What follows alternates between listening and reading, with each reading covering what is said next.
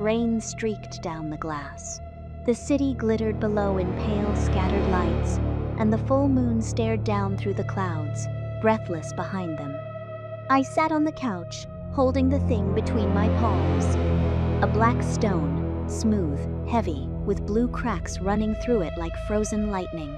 I'd found it outside my door, no box, no card, no sender, just a plain package with my name on it. It had been whispering since midnight. At first I didn't believe it. I thought it was the hum of the refrigerator, the wind outside, but no, the sound was coming from the stone. From inside my hands, a low hum that sank all the way into my bones. Hum. A gift with no sender, I murmured to myself. And you've been whispering since midnight. What are you? It didn't answer. It couldn't answer, or so I thought in that moment. It was just a stone after all, cold, silent, dead. But it trembled under my fingers, like a heartbeat, like it was waiting. Then it happened. The stone came alive. It pulsed in my palm once, hard and sharp. The blue cracks inside it flared, and by the time I tried to pull my hand back, it was already too late. Something shot out of the stone, like liquid, but living liquid.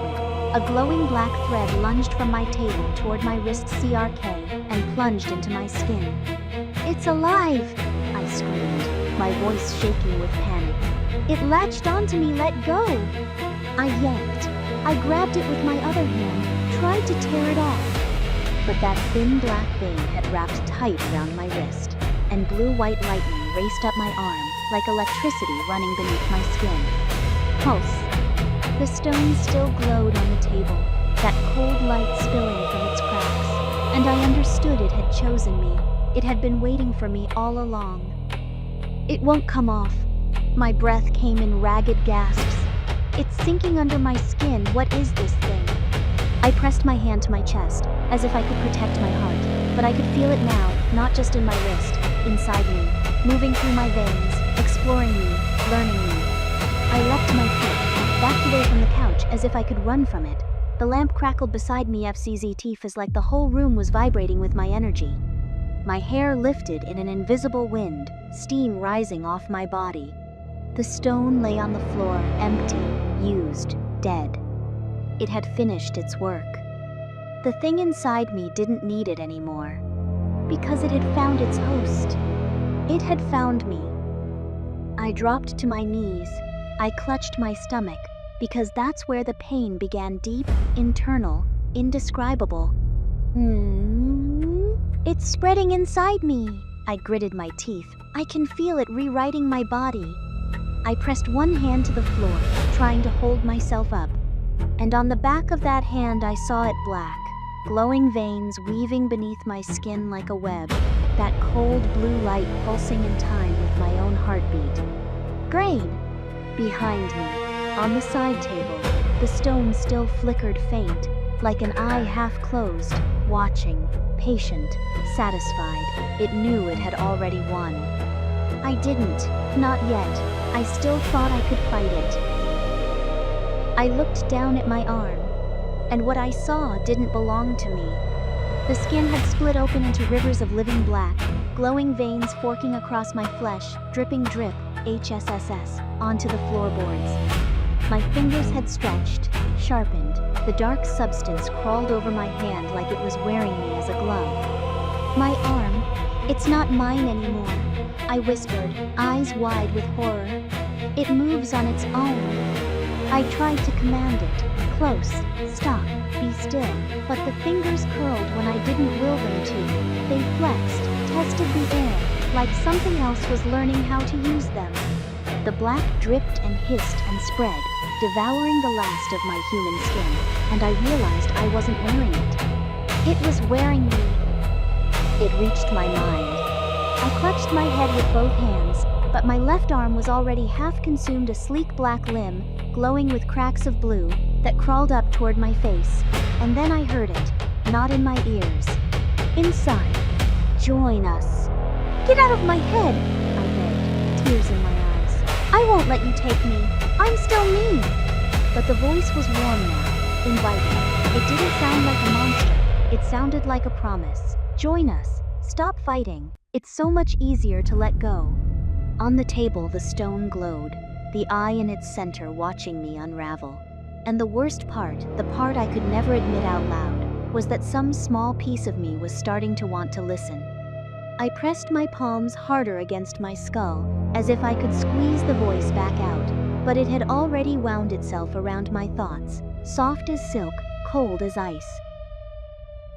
I caught my reflection in the dark window. Black veins crawled across my face now, branching over my cheeks, my throat, my forehead, a living map of the thing inside me, and my eyes. My voice broke. The blue's fading no. I can still see I have to hold on. HSS. The color was draining from them, the bright blue going pale, going white, going empty. I stared at myself and I could feel the last threads of who I was starting to slip. My face still looked like mine, but it was a mask now, and something else was peering out from behind it. I have to hold on, I told myself. As long as I can still see myself in this glass, I'm still Sharina, I'm still here. But the eyes that stared back were already turning to something cold and alien. I ran. The black surged down my body, swallowing my legs, and from it shot long ropes of living darkness, SHHK stretch, that anchored to the couch, to the walls, dragging behind me as I lunged for the door. The famous white emblem had bloomed across my chest, glowing, claiming me. "Just reach the door!" I gasped, throwing my arm out toward the handle. "Move, body, move! Why won't you obey me?" My legs carried me, but not where I told them to. The symbiote moved through me in pulses, faster than thought, and my own limbs answered to it now instead of me. I reached and reached, but the door stayed just beyond my stretching black fingers. On the table behind me, the stone watched, empty, patient. It had all the time in the world. I didn't. I never reached the door. The black climbed up my side in tearing waves, RRIP squelch, ripping through what was left of my clothes, swallowing my chest, my back, my shoulders, everything. The glowing veins pulsed brighter, the substance flowing across me like cold water, like it was drinking me down. It's swallowing my chest, my back. I choked. All of me so cold. That was the worst of it. The cold. There was no warmth left anywhere it touched, only that terrible living chill spreading over every inch of me. My white hair fell across the black, the only part of me that still looked human. And the stone behind me glowed softly on the table, its work nearly done. I held my hands up in front of my face. They weren't hands anymore. They were claws, long, sleek, dripping black talons with pale bone-white tips, glowing veins crackling along every finger. Schneck, schneck, drip, the sound of them forming, lengthening, sharpening. These claws, I breathed, my mind reeling. They're my hands now, what am I becoming? I flexed them and they obeyed, but it wasn't relief, it was horror, because they obeyed too well, moving with a grace and strength my human hands never had. Drops of living darkness fell from the tips, drip, drip, onto the floor. These were my hands now. This was my body now, and I no longer recognized either of them. I stood, and the floor cracked beneath me. Crack, squelch. My legs had become something else entirely long, powerful, sheathed in glistening black, tendrils trailing from them like torn shadow. When I shifted my weight, I felt the raw power coiled in them, and it terrified me. "My legs," I said, staring back over my shoulder. "So much stronger I could leap across the whole room. This isn't human strength." I could feel it. One bound, and I'd clear the entire apartment. One push, and I'd shatter a wall.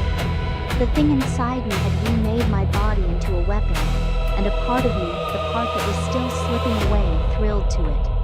On the table, the stone glowed, satisfied. It had given me everything it promised: power, strength, a new body. It just took my soul in exchange. And then I lost the fight. The black swept up over my face. My mouth split impossibly wide, lined with rows of long white fangs, dripping, gleaming. One human blue eye still stared out from the mask of darkness, the last of me, drowning. Gra! Gra! I can't hold it back anymore. The scream tore out of me, half my own voice, half something monstrous and ancient. My white hair whipped wild around the creature's face. The window behind me streaked with rain and light. And inside, in that one shrinking corner where Sharina still lived, I felt myself sinking beneath it, like going under cold water with no surface left to reach. I couldn't hold it back. I couldn't hold myself back. I fell to my knees on the floor. Whoosh. Squelch. The transformation finished its course. My whole body was the living darkness, now black and glowing, sleek and terrible, wrapped around me where skin used to be. I crossed my arms over my chest, holding myself the way you hold something that's already broken. There's no skin left, no warmth, only this living dark. I knelt there in the blue glow of my own body, the monstrous grin frozen on a face that was no longer mine. The lamp still burned warm and gold across the room, a warmth I would never feel again. There was nothing human left to touch, nothing left to comfort. Only the cold, only the dark, only this thing I had become. But then something, a whisper, not from the symbiote, from me. I knelt in the ruins of who I was, this towering black and silver creature, glowing veins pulsing across every inch of me. And in the deepest part of the dark, a single voice refused to go quiet. Somewhere under all this black, I'm still Sharina. I have to believe that. I had to, because if I let go of that, if I let go of my own name, then the thing inside me would win completely. The body was theirs now. The strength was theirs. The face, the claws, the cold. But the name was still mine. And as long as I held on to it, I wasn't gone. Not all the way, not yet. I had to believe that. So I made a choice. I rose to my full height, the creature's grin stretching across my face, the tail of living darkness curling behind me, blue lightning racing along its length. The relic sat small and dark on the table, quiet now, its work complete. HSSS. If I couldn't get it out of me, then I'll make it answer to ME instead. That was the only path left. I couldn't be human again. I couldn't tear it out, couldn't go back to the woman who sat on this couch holding a stone she didn't understand. That woman was gone. But this thing had bonded to me, my will, my mind, my name, and if it was going to live in my body, then it was going to learn I was the one in control here, not it. I would master the monster, or die as one. I stood at the window, looking out over the city. Towering, powerful, fully transformed, the symbiote and I, no longer two things fighting, but one thing with a purpose. A heartbeat thudded through me, slow and strong. Thump, thump, thump, thump. Not my old human heart. Something deeper, something new. Whoever sent that relic wanted a monster. Congratulations, you made one. Now I'm coming to find you. Because this wasn't an accident. Someone had left that stone at my door. Someone had chosen me, packaged me, mailed me my own destruction with my name written on it. They wanted this. They wanted to create exactly what I'd become. And now they would get to meet it. I flexed my claws against the glass, the city lights glittering below, the rain whispering against the window, like the stone once whispered in my hands. They wanted a monster. They have no idea what they've made.